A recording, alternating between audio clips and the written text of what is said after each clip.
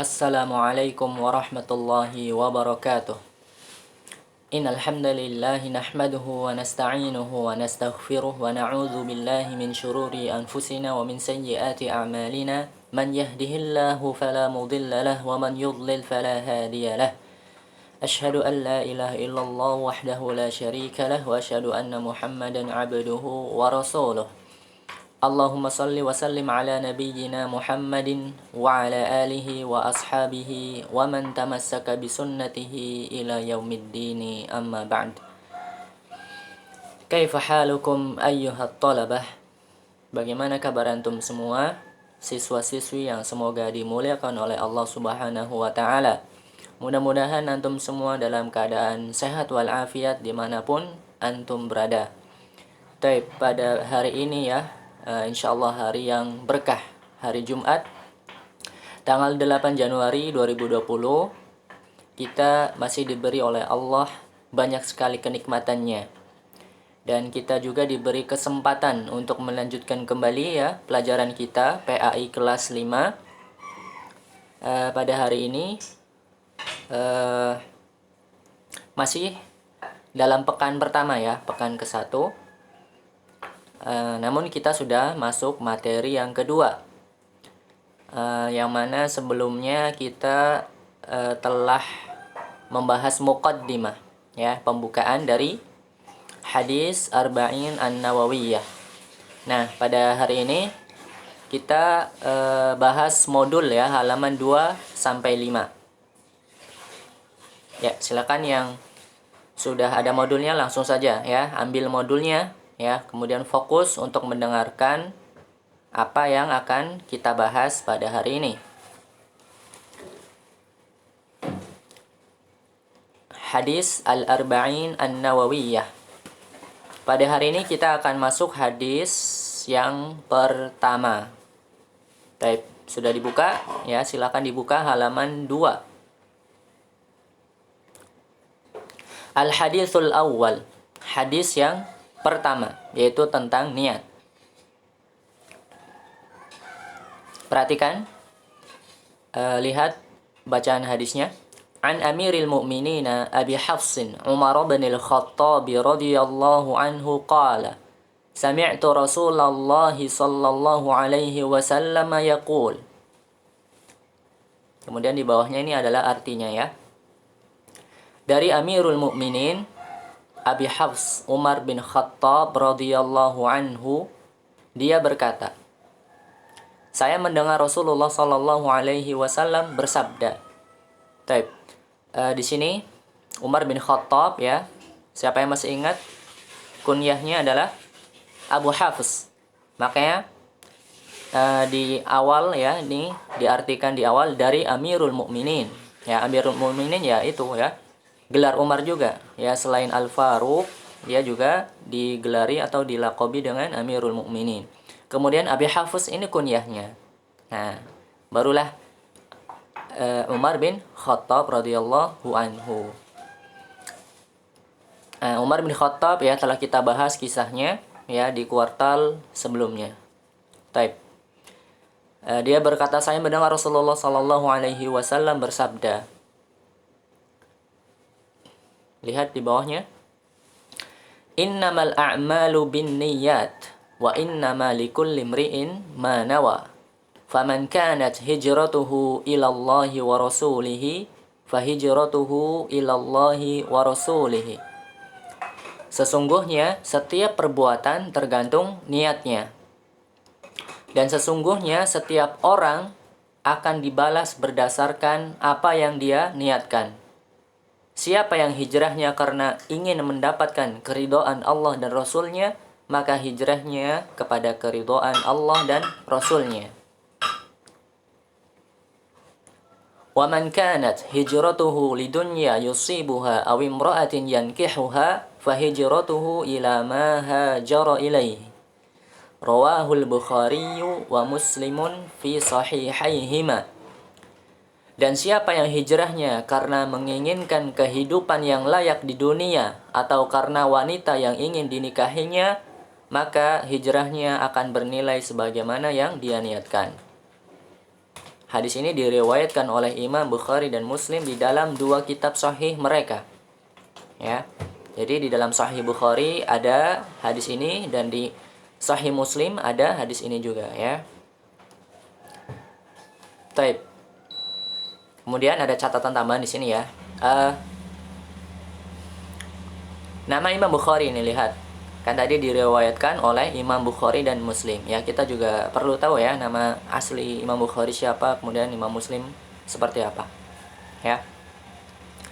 Nama Imam Bukhari, ya, beliau adalah Abu Abdullah Muhammad bin Ismail bin Ibrahim bin Al-Mughirah bin Bardizbah Al-Bukhari.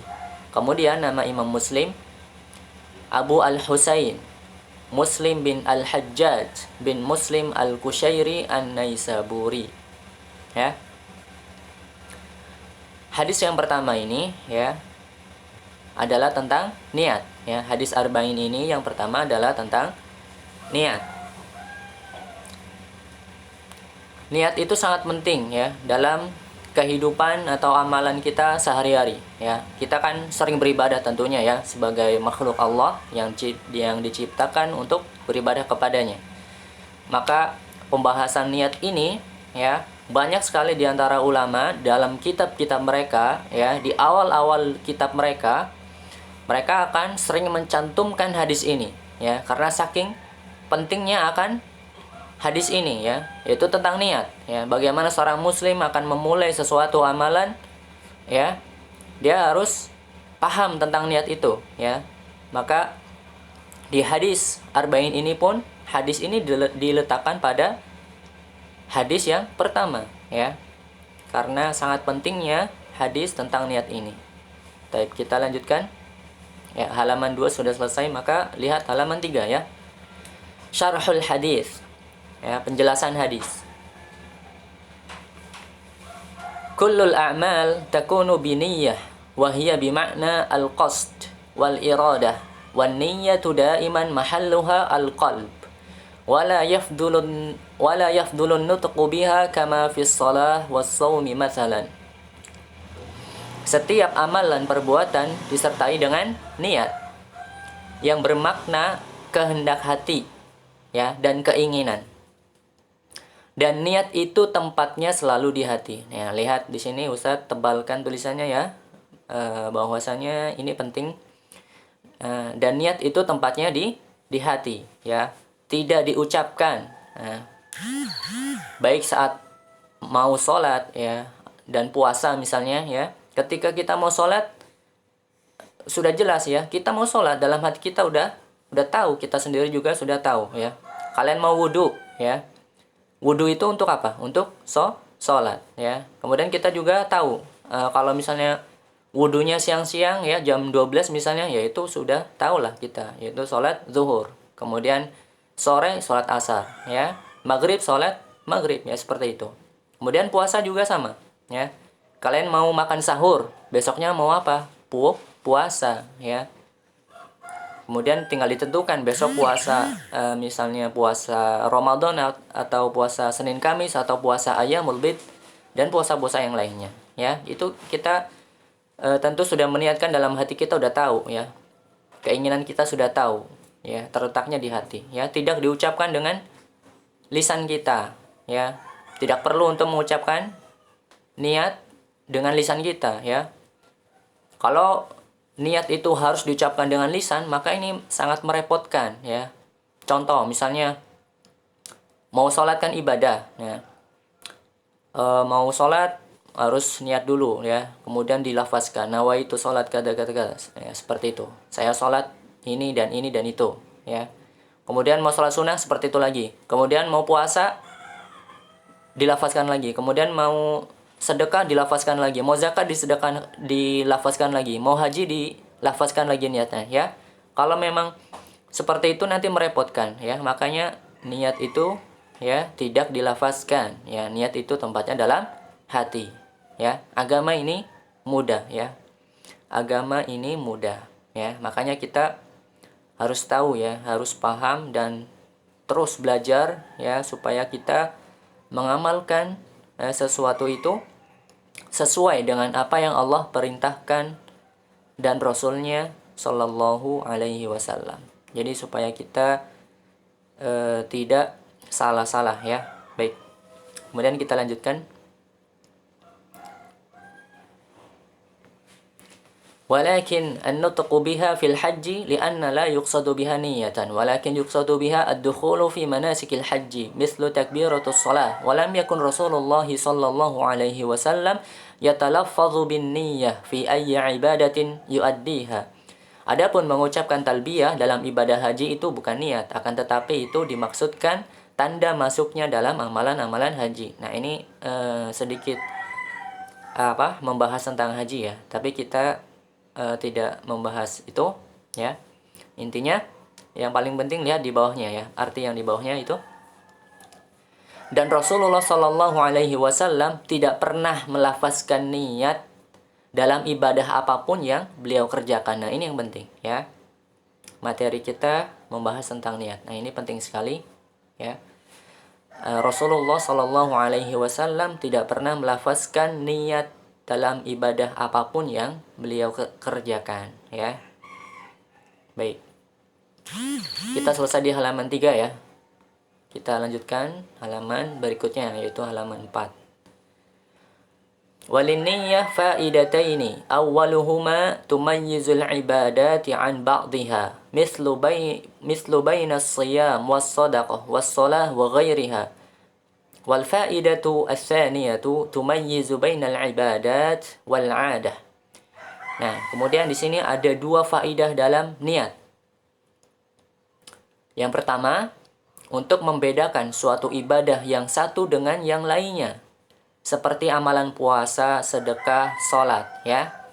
Karena ketika ada puasa, ya, misalnya besok puasa Ramadan misalnya, itu kan wajib, ya, puasa wajib, ya. Maka kita niatkan puasa Ramadan itu ya, dan itu hukumnya adalah puasa wajib ya. Tapi ada juga puasa-puasa sunnah ya, ya enggak? Misalnya puasa Senin Kamis misalnya. Puasa Ayyamul Bid ya, puasa Daud misalnya. Ya kan? Jadi ada puasa yang wajib, ada puasa yang sunnah. Nah, di sini faidah niat yaitu di antaranya adalah untuk membedakan ibadah yang satu dengan yang lainnya ya. Ini ibadah puasa wajib atau sunnah ya, maka kita sudah niatkan dalam hati, kita sudah tahu ya. Kemudian demikian juga dengan sholat ya, ada sholat wajib, ada sholat sunnah ya. Sholat wajib yang kita kerjakan setiap hari ya, sholat 5 waktu ya, hukumnya wajib. Kemudian ada sholat-sholat sunnah ya, sholat rawatib, sholat duha misalnya, sholat tahajud ya, dan yang lainnya ya. Jadi faedah yang pertama ini untuk membedakan ibadah yang satu dengan ibadah yang lainnya ya. Kemudian faedah yang kedua adalah untuk membedakan antara ibadah dengan adat atau tradisi ya, kebiasaan masyarakat setempat ya. Jadi dengan niat ini kita bisa membedakan nih, ini ibadah atau bukan ya, ini ibadah atau adat kebiasaan masyarakat ya. Karena ada adat atau tradisi atau kebiasaan masyarakat yang bukan ibadah ya, maka dengan niat ini ya, mudah-mudahan kita bisa membedakannya ya. Taib. Kita lanjutkan fawaidul hadis. Nah, kemudian di sini kita akan membahas faidah ya, faidah dari hadis yang pertama ini, hadis tentang niat ya.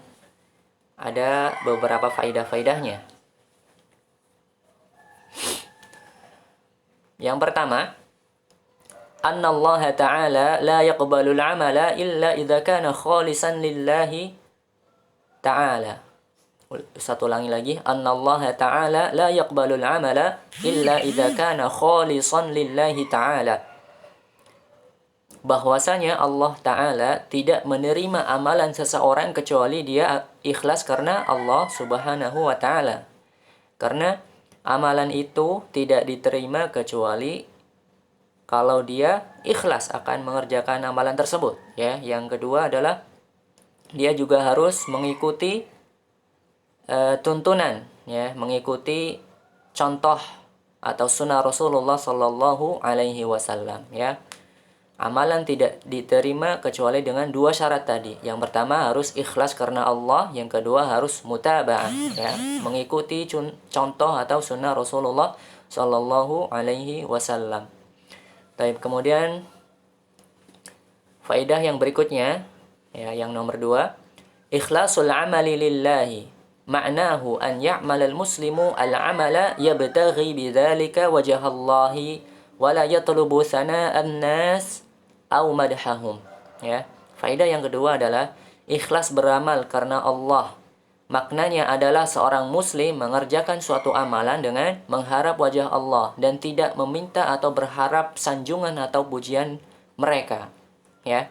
Namanya ikhlas harus mengharap wajah Allah, ya, tidak mengharap yang lainnya, ya, tidak mengharap dipuji, ya, disanjung oleh manusia, ya.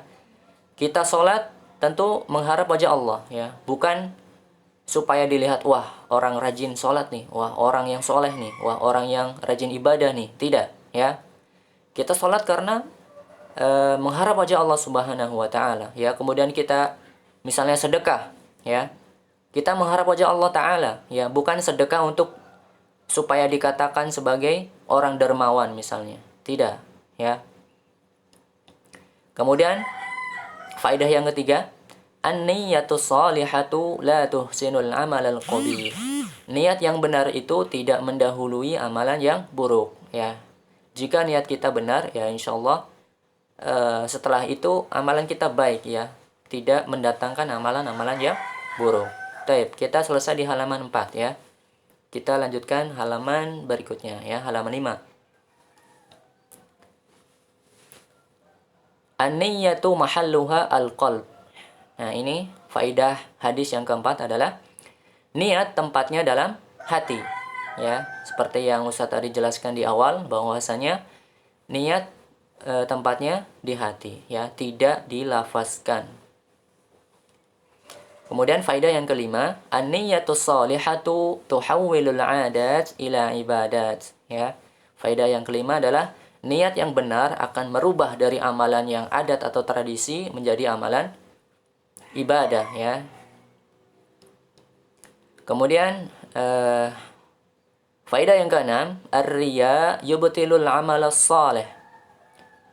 Ria dapat membatalkan amalan soleh. Ya, misalnya kita sedang sholat, kemudian di samping kanan kiri kita, wah, ada teman-teman kita nih, wah, ada guru-guru kita, wah, ada ustadz-ustadz kita nih, wah, saya sholatnya diperbagus, saya sholatnya dikhusuk-khusukan, ya, dilama-lamain, kemudian wah, intinya seperti ingin dikhusuk-khusukkan, tapi sayangnya dia niatnya karena apa? Karena ingin dilihat, ya, supaya dilihat orang yang rajin sholat, orang yang alim, orang yang soleh, rajin ibadah, ya. Kalau orang seperti ini, ya, dia terjatuh dalam riya, ya. Dia tidak mendapatkan pahala apapun, ya.